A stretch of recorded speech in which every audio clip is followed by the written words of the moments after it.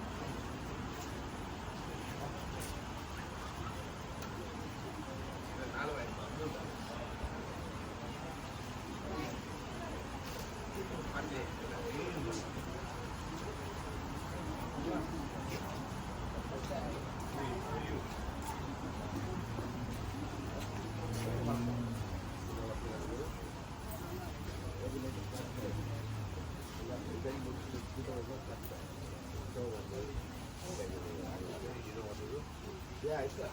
So I have social things, one more social things.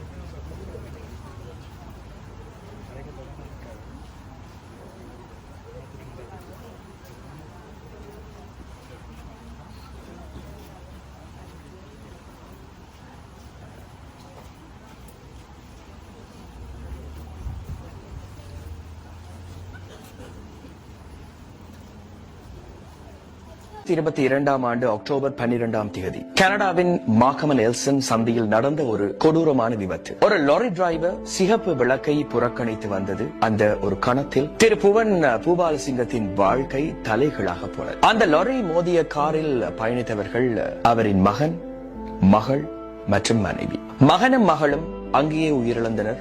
மனைவி பலத்த காயத்துடன் 45 நாட்கள் மருத்துவமனையில் போராடி உயிரை விட்டார். ஒரே நேரத்தில் மனைவியையும் 2 குழந்தைகளையும் இழந்த புவன் பூபாலசிங்கம் அந்த துயரத்தில் இருந்து உடனே எழுந்து வரவில்லை. சில வருடங்களின் பிறகு ஒரு முடிவெடுத்தார். அந்த முடிவு அவரின் வேதனையை சமூக விழிப்புணர்வு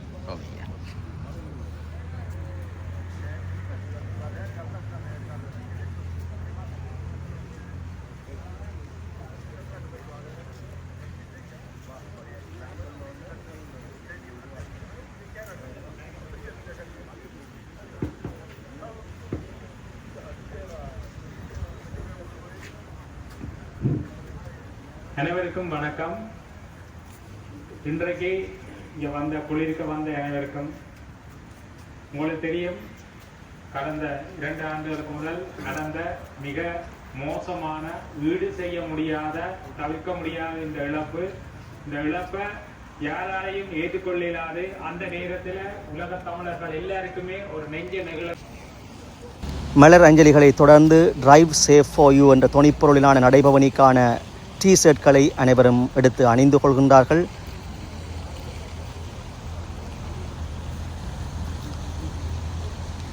தந்தை பல்வேறு இன மக்களும் இதிலே கலந்து கொண்டிருப்பது சந்தோஷம் அளிக்கின்றது. போலீஸ் பிரிவினர் இங்கே அந்த நன்கொடையை பெறுவதற்கும் பாதுகாப்பு கடமைகளுக்காக வந்திருக்கிறார்கள். இவர்தான் தந்தை. மனைவியை, மகள்களை இழந்துவிட்டு பரிதவிப்பிலிருந்து மீண்டு வந்திருக்கின்றார் தந்தை. இங்கே உறவினர் ஒவ்வொன்று அழுகின்ற காட்சி உண்மையிலேயே கவலையை தந்த விடயமாக இருந்தது. ஒரே குடும்பத்தைச் சேர்ந்த 3 இழந்திருக்கிறார்கள் ஒரே விபத்தில், கண்ணிமைக்கும் நேரத்தில். போலீஸ் தலைமையக உயரதிகாரியினுடைய உரை நடைபெற்றுக் கொண்டிருக்கின்றது.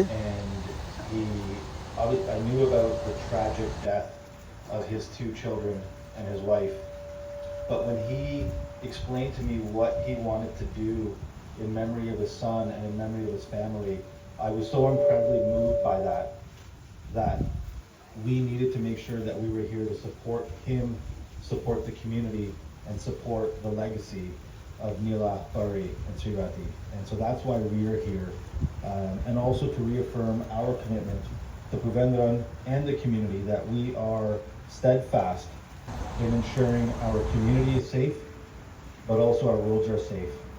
And we have a number of our officers here who work tirelessly to make sure that our roads are safe. அதைத் தொடர்ந்து பாராளுமன்ற உறுப்பினர்களுடைய உரையும் இடம்பெற இருக்கின்றது. குடும்பத்தாருக்கும் எனது மனமார்ந்த இரங்கல். எத்தனை வருடங்கள் சென்றாலும் இது ஒரு ஈடு செய்ய முடியாத இழப்பு.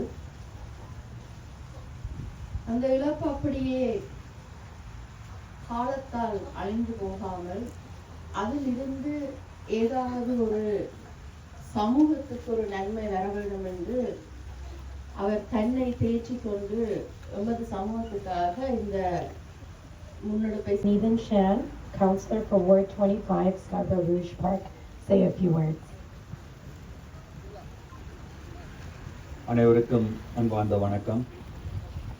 முதலில் தனது குடும்பத்தில் 3 உறவுகளை எதிர்பாராத விதத்திலே ஆகவே தொடர்ச்சியாக நாங்கள் புவனனாக்கும் அவரது குடும்பத்திற்கும் ஆதரவாகவும் இவ்வாறான நிகழ்வுகள் மட்டுமில்லாமல் இடையிடையே அவர்களது குடும்பத்தோடு தொடர்பு கொண்டு எப்படி இருக்கின்றீர்கள், என்ன நடக்கின்றது என்று கேட்டு ஆதரவு வழங்க வேண்டிய தேவை. இந்த வலி என்பது இருந்து மீள்வது என்பது சுலபமான விடயம் அல்ல.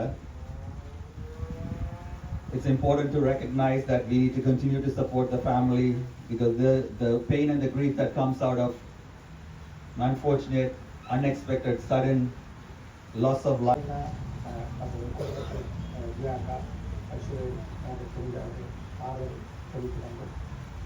மூன்று வருடத்துக்கு அவர்களோட சமூக நிகழ்வாக கொண்டு வந்ததில் நாங்கள் அவர்களுக்கு கடமைப்பட்டிருக்கிறோம்.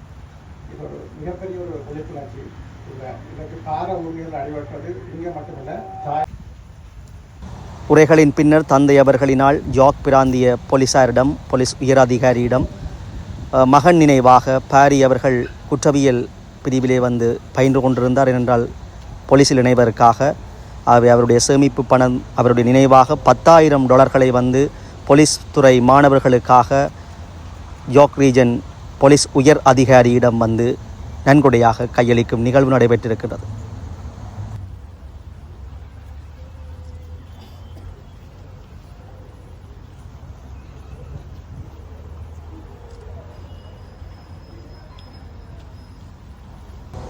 அதன் பின்னர் இந்த விபத்து இடம்பெற்ற நேரத்திலே விசாரணை அதிகாரியாக தொழிற்பட்ட போலீஸ் உத்தியோகத்தர் வந்து தன்னுடைய கவலையை தெரிவித்திருந்தார். Just on behalf of York Regional Police, we thank everyone for showing up. We're going to do our best to continue enforcement and to ensure that we're keeping the roads as safe as possible. Thank you so much. Have a great day.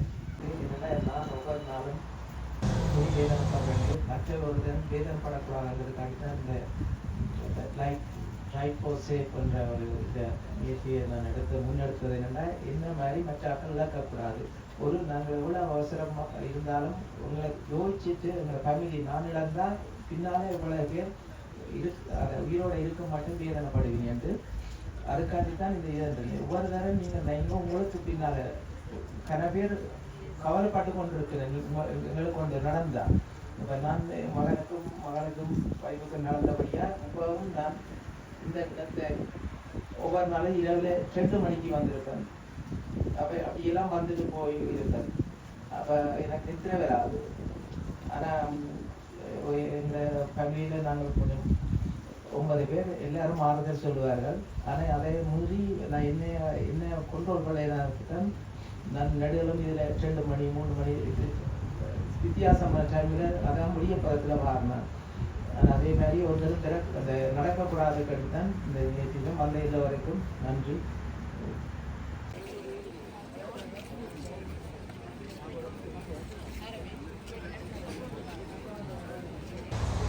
இந்த மலரஞ்சலி நினைவஞ்சலி நன்கொடை அளிப்புக்கு பின்னர் save drive for you என்ற துணைப்பொருளில் தந்தை உறவினர்கள் முன்னே பதாதைகளுடன் சென்று கொண்டிருக்க பல நூற்றுக்கணக்கான தமிழ் மக்கள், உறவுகள், சமூக செயற்பாட்டாளர்கள், பாராளுமன்ற உறுப்பினர்கள், போலீஸ் அதிகாரிகள், மாகாண சபை உறுப்பினர்கள், நலன் விரும்பிகள், தமிழ் உறவுகள் என பல நூற்றுக்கணக்கிலே அணிதிரண்டு இந்த டிரைவ் சேஃப் ஃபார் யூ என்கின்ற துணைப்பொருளான நடைபவனியிலே கலந்து கொண்டிருந்தார்கள்.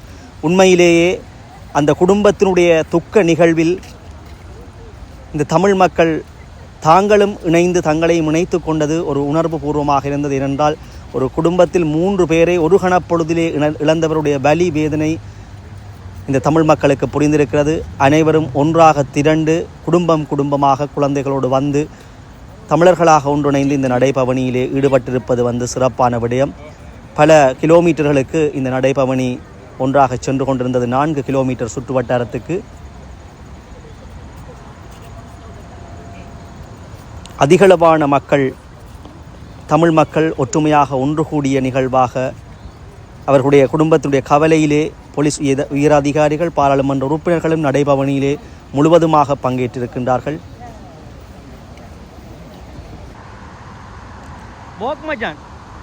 நடைபவனி சென்று கொண்டிருக்கின்றது. இதுதான் அந்த விபத்து நடைபெற்ற பகுதி, மார்க்கம் அண்ட் எலிசன் சந்தி பகுதி. இதிலே எப்போதுமே அவர்களுடைய படமும் காணப்படும், மலரஞ்சலி செலுத்தப்படும். தந்தை அவர்கள் கூடியிருந்தார். இதான் அந்த சந்தியிலே நடைபெற்ற விபத்து இடம்பெற்ற பகுதியிலும் மலர் தூவப்பட்டிருக்கின்றது.